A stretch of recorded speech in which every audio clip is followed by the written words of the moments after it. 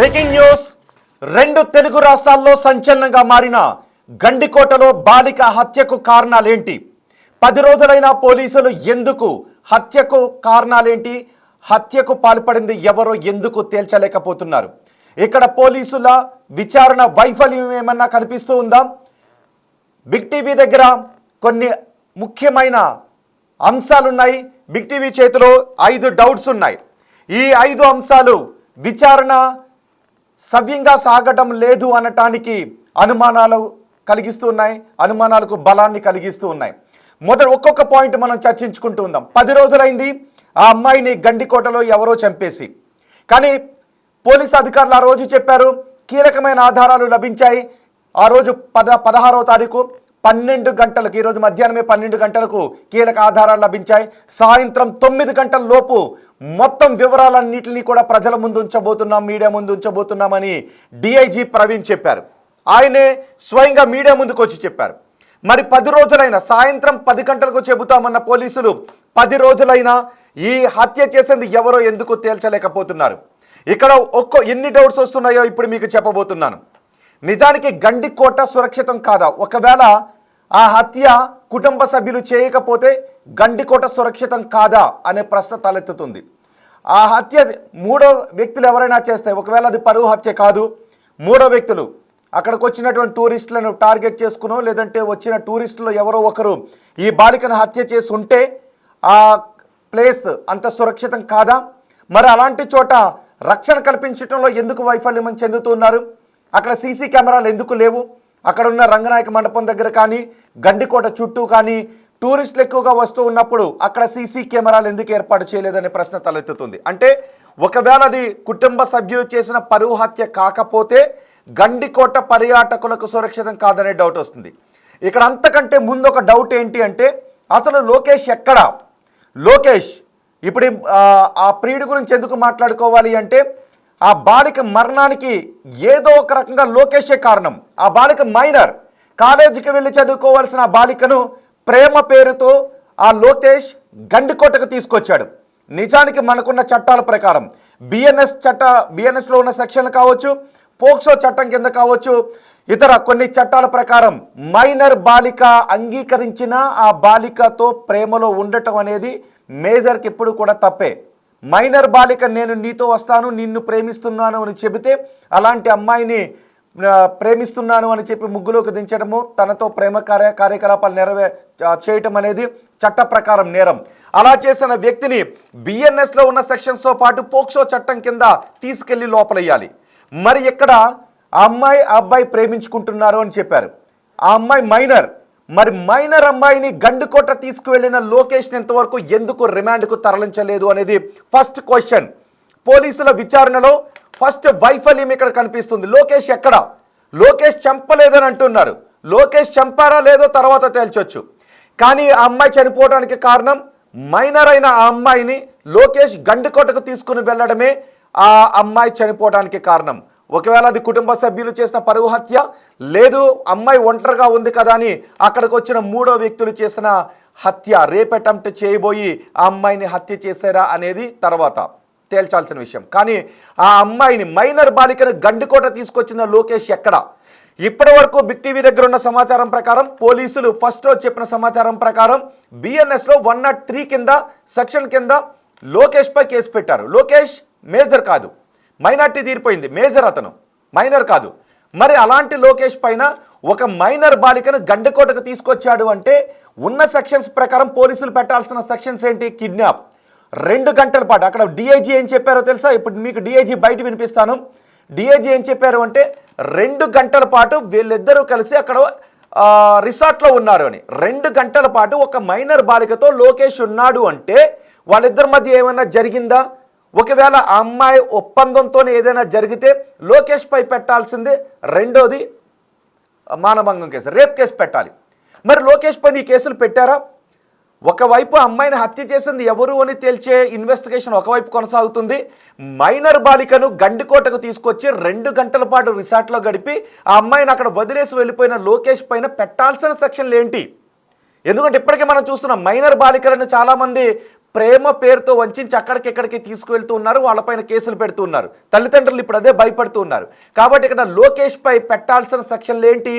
ఆ అమ్మాయిని మైనర్ బాలికను గండికోట తీసుకొచ్చాడు అంటే మాయ మాటలు చెప్పి ఆ అమ్మాయిని గండికోట తీసుకొచ్చాడు కాబట్టి బహుశా సహజంగా పోలీసులు లాంటి కేసుల్లో కిడ్నాప్ కేసు పెడతారు. 2 గంటల పాటు ఇద్దరు కలిపి రిసార్ట్లో గడిపారు కాబట్టి ఆ అమ్మాయి ఒప్పుకునే ఇద్దరి మధ్య ఏదైనా జరిగిన రేప్ కేసు కూడా పెడతారు. మరి లోకేష్ పైన ఈ సెక్షన్ల కింద కేసులు పెట్టారా? 10 రోజుల క్రితం అదుపులోకి తీసుకున్న లోకేష్ని రిమాండ్కి పంపించారా లేదా? ఇప్పుడు లోకేష్ ఎక్కడున్నాడు? లోకేష్ ఒకవేళ పోలీసుల అదుపులోనే ఉంటే, రిమాండ్కి పంపించకుండా పోలీసుల అదుపులోనే ఉంటే ఇల్లీగల్ డిటెన్షన్ కిందకు అవుతుంది, అక్రమ నిర్బంధం కిందకు వస్తుంది పోలీసులకు. అలా కాదు ఇంటికే పంపించేశారు అంటే పోలీసుల విచారణ వైఫల్యం కిందకు వస్తుంది. అలా కాదు రిమాండ్కి పంపించారు, పోలీసులు ఎక్కడా చెప్పలేదు. మరి లోకేష్ ఎక్కడ? పోలీసుల విచారణలో మొదటి తప్పు బిగ్ టీవీకి పోలీసులు ఇక్కడ దొరికారు. విచారణకు సంబంధించి పోలీసుల వైఫల్యం చాలా స్పష్టంగా కనబడుతుంది. ఇది బిగ్ టీవీ దగ్గరున్న స్పష్టమైన ఆధారం. చెప్తున్నాను, 2 విషయాలు చాలా క్లియర్గా చెప్తున్నాను. ఒకవేళ లోకేష్ కాదు అని చెప్పారు కదా పోలీసులు, ఈ హత్యకు లోకేష్కు సంబంధం లేదు అని చెప్పారు. హత్యకు సంబంధం లేదు, కానీ అమ్మాయిని అక్కడికి తీసుకొచ్చిన లోకేష్కి పోక్సో అట్రాక్ట్ అయ్యేటటువంటి కేసులు అతని పైన పెట్టాలి. బిఎన్ఎస్లో రేప్ కేసు కూడా అతని పైన పెట్టాలి. మరి ఆ కేసులు పెట్టకుండా లోకేష్ని ఇంటికి పంపేశారా పోలీసులు? ఇంటికి పంపితే పోలీసుల వైఫల్యం ఒకటి. లేదు, పోలీసులు తమ దగ్గరే ఉంచుకొని విచారిస్తూ ఉంటే ఇల్లీగల్ డిటెన్షన్, కోర్టులో ప్రొడ్యూస్ చేయాల్సిన లోకేష్ని 10 రోజుల పాటు తమ కస్టడీలోనే ఉంచుకొని కస్టడీ పిటిషన్ వేయకుండా కోర్టులో ప్రొడ్యూస్ చేయకుండా తమ దగ్గరే ఉంచుకొని విచారిస్తుంటే ఇది పోలీసుల 2వ వైఫల్యం కిందకు వస్తుంది. మరి ఇన్ని వైఫల్యాలు ఉన్న పోలీసులు ఆ మర్డర్ కేసుని ఛేదించే పనిలో వేగంగా ముందుకు వెళ్తున్నారా అనే డౌట్స్ వ్యక్తమవుతున్నాయి. సహజంగా పోలీసులు తలుచుకుంటే అనుమానితులను తీసుకొచ్చి 1, 2, 3, 4, 5 ఇలా 10 మంది అనుమానితులను పెడితే 10 నిమిషాల్లో వాళ్ళ చేత నిజం చెప్పించగల సత్తా పోలీసులకు ఉంటుంది. ఆ రోజు సాయంత్రం 10 గంటలకు ఆధారాలతో సహా బయట పెడతామన్న పోలీసులు 10 రోజులైనా ఇంతవరకు ఏ ఆధారాల్ని సేకరించలేకపోయారు అంటే ఆ రోజు పోలీసులు చెప్పింది ఆధారాలు దొరకకుండానే దొరికాయని చెప్పారా, లేదంటే దొరికినటువంటి ఆధారాలు ఏదైనా కారణం చేత హైడ్ చేస్తూ ఉన్నారా అనే డౌట్స్ వ్యక్తమవుతున్నాయి. ఒక్కసారి మీకు పోలీస్ బయట డిఐజీ బయట వినిపిస్తాను. లోకేష్ గురించి డిఐజీ మాట్లాడిన బయట ఒక్కసారి వినండి.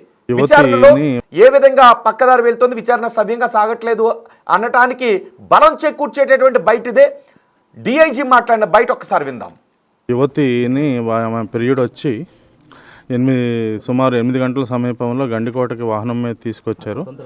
తీసుకొచ్చిన తర్వాత ఒక ప్రైవేట్ లాడ్జ్లో 2 గంటలు ఇద్దరు గడిపారు. గడిపిన తర్వాత గండికోట గుమ్మం దగ్గరలో, కోట గుమ్మం దగ్గరలో 10 గంటల 40 నిమిషాలకి విడిచిపెట్టి ఆయన ఆ ప్రియుడు వెళ్ళిపోవడం జరిగింది. యువతిని పీరియడ్ వచ్చి సుమారు 8 గంటల సమీపంలో గండికోటకి వాహనం మీద తీసుకొచ్చారు. తీసుకొచ్చిన తర్వాత ఒక ప్రైవేట్ లాడ్జ్లో 2 గంటలు ఇద్దరు గడిపారు. గడిపిన తర్వాత గండికోట గుమ్మం దగ్గరలో, కోట గుమ్మం దగ్గరలో 10 గంటల 40 నిమిషాలకి విడిచిపెట్టి ఆయన ఆ ప్రియుడు వెళ్ళిపోవడం జరిగింది. డిఐజీ మాట్లాడిన మాటలు విన్నారు కదా. ఏం చెప్పారు డిఐజీ గారు? లోకేష్ ప్రియుడు ఆమెను తీసుకుని వచ్చి గండికోట పరిసర ప్రాంతాల్లో ఒక ప్రైవేట్ లాడ్జ్లో 2 గంటలు గడిపారు అని అన్నారు. ఒక మైనర్ బాలికతో లోకేష్ అనే వ్యక్తి 2 గంటలు గడిపాడు అంటే అది లైంగిక దాడికి పాల్పడినటువంటి కేసు కింద. ఎందుకంటే ఆమె మైనర్ బాలిక కదా. ఈ హత్య జరగటానికి కారణం మైనర్ బాలికను లోకేష్ అక్కడికి తీసుకుని రావడమే. సో ఇప్పుడు లోకేష్ పై కేసు పెట్టారా? మరి 2 గంటల పాటు లాడ్జ్లో గడిపిన కేసుకు సంబంధించి పోక్సో అట్రాక్ట్ చేస్తూ కేసు పెట్టారా? ఇప్పటి వరకు 103 అంటే ఆమె మరణించింది కాబట్టి మరణానికి సంబంధించిన కేసు పెట్టారు. మైనర్ బాలికను గండికోటకు ఎందుకు తీసుకొచ్చావు అన్న యాంగిల్ ఒకవైపు విచారణ జరగాలి, రెండో వైపు విచారణ ఎక్కడి నుంచి జరగాలి? ఆ అమ్మాయిని చంపింది ఎవరు? ఈ 2 యాంగిల్స్లోనూ జరగాలి. మరి ఇప్పుడు లోకేష్ ఎక్కడ? లోకేష్ను వదిలేస్తే పోలీసుల తప్పు. లోకేష్ పైన ఒక మైనర్ బాలికను తీసుకొచ్చి 2 గంటల పాటు రిసార్ట్స్లో ఉన్నా కూడా లైంగిక దాడికి సంబంధించిన కేసు పెట్టకపోవడం అనేది పోలీసుల 2వ తప్పు. ఒకవేళ పోలీసులు అబ్బాయిని వదిలేస్తే పోలీసులు 3వ తప్పు. పోలీసులు తమ అధీనంలోనే 10 రోజుల పాటు ఉంచుకుంటే పోలీసులు 4వ తప్పు. ఎందుకంటే తన రిమాండ్ కదా తరలించాలి, లోకేష్ను పంపించాల్సిందే రిమాండ్కి. మరి లోకేష్ని ఇంతవరకు రిమాండ్కి పంపించామని పోలీసులు చెప్పలేదు. ఆ మైనర్ బాలికను గండికోటగా తీసుకొచ్చిన లోకేష్ ఎక్కడా? పోలీసుల అదుపులోనూ లేడు, ఇంటి దగ్గర లేడు, అటు కోర్టులో రిమాండ్లోనే పంపించలేదు. మరి లోకేష్ ఎక్కడ? ఇది పోలీసుల విచారణకు సంబంధించి మొదటి వైఫల్యం. ఇక 2, డిఐజీ మాట్లాడిన రెండో బయట మీకు ఇప్పుడు వినిపిస్తూ ఉన్నాను. ఈ రోజు సాయంత్రానికి, అంటే 16వ తారీఖున చెప్పారు ఆయన, 16వ తారీఖు సాయంత్రానికే ఈ కేసును తేల్చేయబోతున్నాం. ఈ రోజు 12 గంటలకే మాకు ఆధారాలు దొరికాయని డిఐజీ గారు అన్నారు. ఒక్కసారి డిఐజీ ప్రవీణ్ ఏం మాట్లాడారు, ఆధారాల గురించి ఆ బయట కూడా విందాం. చేస్తున్నాం. దీనికి సంబంధించి మనకి కీలకమైన క్లూలు ఈరోజు ఉదయం మనకు లభించడం జరిగింది. ఇంతవరకు మనం అంటే ప్రామాణికంగా మనం చెప్పగలిగింది ఏంటంటే ఆమె హత్య చేయట్లో ఆమె యొక్క ప్రియుడు పాత్ర అనేది ఏమాత్రం లేదు. అది మనం రూల్ అవుట్ చేసాం. ఎవరు చేశారనే దాని మీద అయితే మనం ఖచ్చితమైన క్లూస్ అయితే మనకి ఈరోజు ఉదయం లభించడం జరిగింది. ఉదయం కూడా కాదు, మేము ఇక్కడికి వచ్చే సమయంలోనే మాకు లభించాయి. మీకు సాయంత్రానికి ఎస్పీ గారు, జమ్మలమడుగులోనే ఎస్పీ గారు, డిఎస్పీ గారు నా యొక్క ఏంటంటే నాకు ఒక ప్రగాఢ ఆత్మవిశ్వాసం ఏంటంటే మనకున్న క్లూస్ దృష్ట్యా మనకి ఈరోజు ఎట్టి పరిస్థితుల్లో ఈరోజు ఈ యొక్క కేసు ఏదైతే ఉందో పూర్తిగా మనం ఛేదించే అవకాశం ఉంది. మీకు చేస్తున్నాం. దీనికి సంబంధించి మనకి కీలకమైన క్లూలు ఈరోజు ఉదయం మనకు లభించడం జరిగింది. ఇంతవరకు మనం అంటే ప్రామాణికంగా మనం చెప్పగలిగింది ఏంటంటే ఆమె హత్య చేయట్లో ఆమె యొక్క ప్రియుడు పాత్ర అనేది ఏమాత్రం లేదు. అది మనం రూల్ అవుట్ చేసాం. ఎవరు చేశారనే దాని మీద అయితే మనం ఖచ్చితమైన క్లూస్ అయితే మనకి ఈరోజు ఉదయం లభించడం జరిగింది. ఉదయం కూడా కాదు, మేము ఇక్కడికి వచ్చే సమయంలోనే మాకు లభించాయి. మీకు సాయంత్రానికి ఎస్పీ గారు, జమ్మలమడుగులోనే ఎస్పీ గారు, డిఎస్పీ గారు నా యొక్క ఏంటంటే నాకు ఒక ప్రగాఢ ఆత్మవిశ్వాసం ఏంటంటే మనకున్న క్లూస్ దృష్ట్యా మనకి ఈరోజు ఎట్టి పరిస్థితుల్లో ఈరోజు ఈ యొక్క కేసు ఏదైతే ఉందో పూర్తిగా మనం ఛేదించే అవకాశం ఉంది. మీకు చేస్తాం. డిఐజీ మాట్లాడిన మాటలు విన్నారుగా. ఇక్కడ డిఐజీ 2 విషయాల గురించి చాలా స్పష్టంగా చెప్పారు. ఒకటి, ప్రియుడు లోకేష్ ఆమెను తీసుకొచ్చి ప్రైవేట్ లాడ్జ్లో 2 గంటల పాటు గడిపాడు. ప్రియుడు లోకేష్కి హత్యకు సంబంధం లేదు. ఇది ఒకటి గుర్తుపెట్టుకోండి. 2, డిఐజీ గారు అక్కడికి వచ్చే సమయంలోనే చాలా స్పష్టమైన ఆధారాలు దొరికాయి. ఈ హత్య ఎవరు చేశారు అనటానికి స్పష్టమైన ఆధారాలు దొరికాయి. సాయంత్రానికే డిఎస్పీ గారు, ఎస్పీ గారు జమ్మలమడుగులో ప్రెస్ మీట్ పెట్టి వివరాలు చెప్పబోతున్నారు అని అన్నారు. మరి ఆ స్పష్టమైన ఆధారాలు ఏవి? దొరికిన స్పష్టమైన ఆధారాలు ఏంటి? ఆ దొరికిన స్పష్టమైన ఆధారాలు నిందితుడిని ఎందుకు బయటకు తీసుకుని రాలేకపోతున్నాయి? ఈ డౌట్స్ అన్నీ వస్తున్నాయి. వీటితో పాటు వస్తున్నటువంటి డౌట్, లోకేష్ ఎక్కడా? ఇప్పటికే వాళ్ళ అన్న ఈ అమ్మాయిని చంపాడు, పరువు హత్య అని అంటూ ఉన్నారు. కానీ వాళ్ళ అన్న ఇంటి దగ్గరే ఉన్నాడు, కనబడుతూ ఉన్నాడు, మీడియాతో మాట్లాడుతున్నాడు. లోకేష్ మాత్రం మీడియాతో ఎక్కడ కూడా మాట్లాడలేదు. మరి లోకేష్ని రిమాండ్కి పంపించామని కూడా చెప్పలేదు. లోకేష్ని రిమాండ్కి పంపించామని పోలీసులు చెప్పలేదు. మరి లోకేష్ని ఏం చేయాలి? ఫస్ట్ ఈ కేసులో 2 విచారణలు. చంపింది ఎవరు, తీసుకొచ్చింది ఎవరు? తీసుకొచ్చిన వ్యక్తి తీసుకొచ్చింది మైనర్ బాలికను. ఆ చనిపోయిన బాలిక మైనర్ బాలిక. చూడండి ఒకసారి, అదిగో ఆ మధ్యలో ఉన్న బాక్స్లో చూడండి ఒకసారి. ఆ బాలిక ఒక సమయంలో ఒంటరిగా బ్యాగ్ తగిలించుకొని ఆ మండపం వైపు నడుచుకుని వెళ్తూ ఉంది. అక్కడికి వచ్చిన పర్యాటకుల్లో ఒకరు సెల్ఫీలు తీసుకుంటూ ఉంటే ఆ బాలిక దృశ్యం అందులో ఫోటోలో ఉంది, ఫోటోలో కనపడింది, ఆ ఫోటోలో రికార్డ్ అయింది, ఆ వీడియోలో రికార్డ్ అయింది. ఆ దృశ్యాన్ని కూడా పోలీసులు ఇప్పుడు తీసుకున్నారు. ఆ బాలికకు సంబంధించి చివరి క్లిక్ అది, చివరి ఫోటో అది. ఆ బాలిక నడుచుకుంటూ వెళ్తుంది. ఇక్కడ ఇంకొక ముఖ్యంగా గమనించాల్సిన విషయం ఏంటి అంటే, ఈ కేసులో ఆ బాలిక ఎందుకు అక్కడే ఉండిపోయింది, ప్రియుడు కూడా వెళ్ళలేదు అని. నిజానికి ఆ బాలిక ఏం చెప్పింది అంటే, కాలేజీకి డుమ్మా కొట్టి వాళ్ళు గండిపేటకు వచ్చారు. కాలేజ్ ఎన్ని గంటలకు అవుతుంది? 5 గంటలకు అవుతుంది. సో 5 గంటల కంటే ముందు ఇప్పుడు కాలేజీకి వెళ్ళలేదు, 5 గంటల కంటే ముందు ఇంటికి వెళ్ళలేదు. కాలేజ్ వదలడానికంటే ముందు ఇంటికి ఎందుకు వచ్చావని ఇంటి దగ్గర అడుగుతారు. కాలేజీకి వెళ్తే మధ్యలోంచి ఎందుకు వచ్చావని కాలేజ్ దగ్గర అడుగుతారు. కాబట్టి 5 గంటల వరకు ఆ గండికోట పరిసరాల్లోనే గడిపి సాయంత్రం వెళ్దామని ఆమె అనుకుంది. అందుకే అక్కడ తిరుగుతుంది. సరిగ్గా ఆమె అక్కడ ఉన్న ఆ సమయంలోనే ఎవరో ఆమెను చంపేశారు. ఆ చంపింది ఎవరు? పోలీసులు 10 రోజులైనా వాళ్ళ దగ్గర ఆధారాలు ఉన్నాయన్న పోలీసులు ఎందుకు తేల్చలేకపోతున్నారు? ఒకవేళ కుటుంబ సభ్యులే అయితే, నిజంగా వాళ్ళ అన్నో అమ్మో అయితే పోలీసులు 10 నిమిషాల్లోనే ఆ విషయాన్ని రాబట్టగలుగుతారు. పోనీ వాళ్ళు ఏదో హై ప్రొఫైల్కి చెందినటువంటి వ్యక్తులు కాదు, సాధారణ వ్యక్తులే. సో ఇక్కడ పోలీసులు వాళ్ళని, ఆ కుటుంబంలో ఉన్న వాళ్ళని రక్షించే ప్రయత్నాలు చేస్తున్నారు అనటానికి అవకాశం లేదు. మరి ఈమె హత్య వెనక ఎవరైనా హై ప్రొఫైల్ వ్యక్తులు ఎవరైనా ఉన్నారా? ఆ రోజు అక్కడికి ఇంకెవరైనా హై ప్రొఫైల్ వ్యక్తులు వచ్చారా? ఆయేషా మీరా కేసులో కూడా ఇలాంటి డౌట్సే వచ్చాయి కదా. సత్యం బాబుని దోషిగా పెట్టి 10 సంవత్సరాలు జైల్లో పెట్టిన తర్వాత ఉన్నత న్యాయస్థానాల్లో సత్యం బాబుకు సంబంధం లేదు అని చెప్పడంతో విడుదలయ్యాడు కదా. కానీ ఆయేషా మీరా కేసు కూడా ఇంచుమించులాగే జరిగింది కదా. ఒక హాస్టల్లో ఆమెను అతి క్రూరంగా చంపేస్తే చంపింది సత్యంబాబు అన్నారు తప్ప ఇప్పుడు మళ్ళీ సత్యంబాబు రిలీజ్ అయిన తర్వాత ఎవరు అన్న దానిపై తేలడం లేదు. సిబిఐ ఎంక్వైరీ వేశారు, అయినా తేలలేదు. మరి ఇక్కడ కుటుంబ సభ్యులు కాకపోతే ఎవరు? ఒకవేళ కుటుంబ సభ్యులు కాకపోతే గండికోట పర్యాటకులకు సురక్షితం కాదా?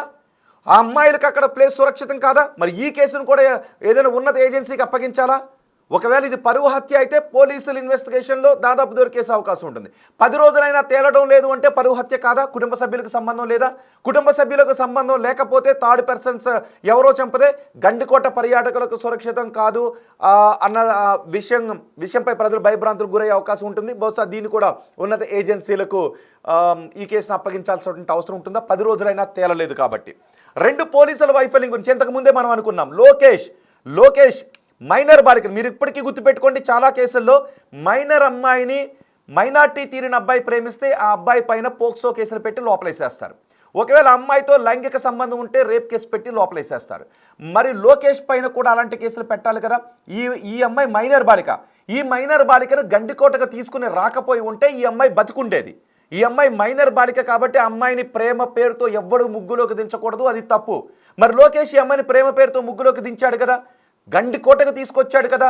గండికోటకు తీసుకొచ్చిన లోకేష్పై అలాంటి పోక్సో కేసు కానీ బిఎన్ఎస్లో ఇతర సెక్షన్స్ కింద కేసులు పెట్టి రిమాండ్కి ఎందుకు తరలించలేదు అనేదే పోలీసుల వైపు ఫస్ట్ చూపిస్తున్నటువంటి క్వశ్చన్స్. అంటే పోలీసుల వైఫల్యం మనకి అక్కడే కనిపించింది, విచారణ వైఫల్యం మనకి లోకేష్ విషయంలోనే కనిపించింది.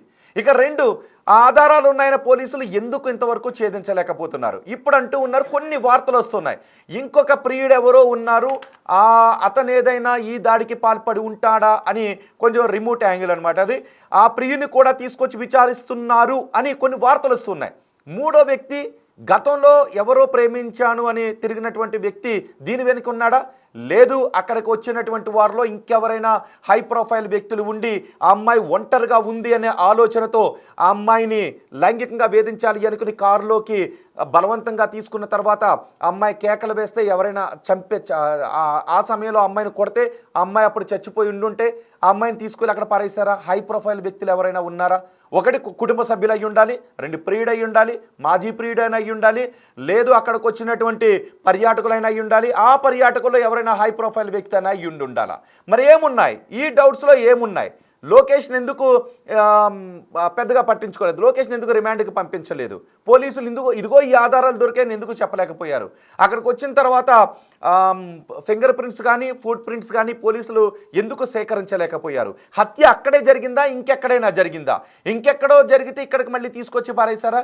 మరి ఈలోపు వెతికినటువంటి వాళ్లకు ముందుగా అక్కడ ఎందుకు దొరకలేదు? ఆ తర్వాత తెల్లవారుజామునే ఎందుకు దొరికింది? ఈ సమయంలో ఏం జరిగింది?